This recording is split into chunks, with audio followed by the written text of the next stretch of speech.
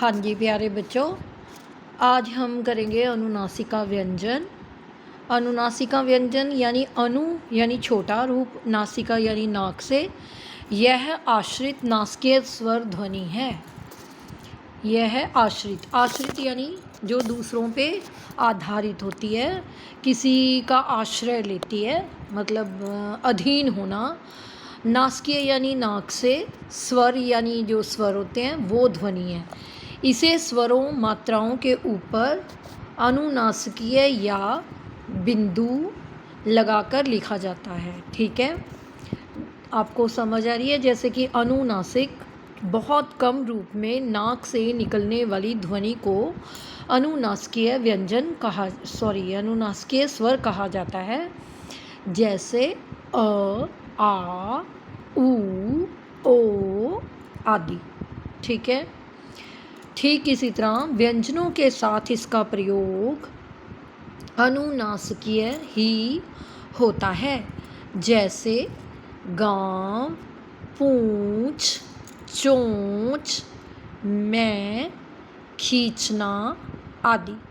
देखो, इसमें अनुनासिकीय और बिंदु दोनों के रूप में अनुनासिकीय जो स्वर है उसका प्रयोग दिखाया गया है। जब आप इसे बोलकर देखोगे तब आपको जब आप अक्षर को बोलोगे ना सही तरीके से, इसको प्रयोग में लाओगे तो आपको ध्यान में आएगा कि वाकई इसकी जो आवाज़ है बहुत कम रूप से नाक में से निकल रही है। ठीक है, छोटे रूप में नाक से निकलने वाली ध्वनि को अनुनासिकीय स्वर कहा जाता है। ठीक है, उसके बाद अब हम करेंगे अनुस्वार और अनुनासिकीय में अंतर। ठीक है, अनुस्वार होता है बिल्कुल अबिंदी।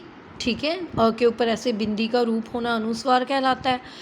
पांचवें वर्ण के स्थान पर आता है। ये कहाँ पर आता है? पांचवें वर्ण के स्थान पर। यानी कि जो वर्ण होते हैं ना उनमें, जैसे पांचवी जो लाइन होती है लास्ट वाली, अण ण न न, वो वाली। ठीक है, पांचवें वर्ण के स्थान पर आता है। यह नासिकीय ध्वनि होती है, यानी सिर्फ नाक से निकलने वाली ध्वनि। ठीक है, इसको नासिकीय ध्वनि कहा जाता है। जबकि जो अनुनासिका है को बोलते समय ध्वनि मुख और नासिका दोनों से एक साथ निकलती है। ठीक है, अंतर समझ आया? अनुस्वार अकेली नाक से निकलती है, नाक से निकलने वाली ध्वनि। नासिका यानी नाक, अनुनासिका यानी जो नाक और थोड़ा सा मुंह से भी निकलती है, वो अनुनासिका ध्वनि कहलाती है। जैसे अंत, आंत, दंत, दांत आदि। ठीक है, तो आशा करती हूँ अनुनासिका और अनुस्वार इन दो में अंतर पता चल गया होगा। अब हम आगे चलते हैं। आगत स्वर। आगत स्वर क्या होते हैं? आजकल अनेक शब्द अंग्रेज़ी भाषा में आ गए हैं। ठीक है, अनेक शब्द क्या आ गए हैं? अंग्रेजी भाषा से ही एज इट इज़ ले लिए, मतलब जैसे वो हैं उन्हें वैसे ही ले लिया गया है। इनका शुद्ध उच्चारण और लेखन के लिए आ ध्वनि को स्वीकार किया जाता है। जैसे डॉक्टर, मॉल, ऑफिस आदि। ठीक है, और बहुत सारी उदाहरणें हैं।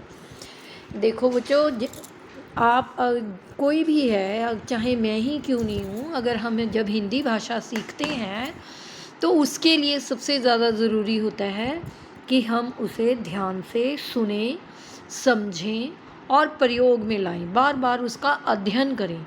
जब हम एक चीज़ का बार बार अध्ययन करते हैं तभी वो चीज़ हमें समझ आती है।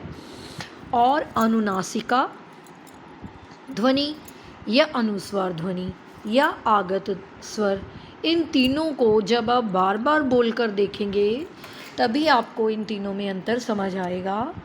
और आशा करती हूँ गुरुकुल के इस चैनल में आपको इन तीनों के बारे में पता चला होगा।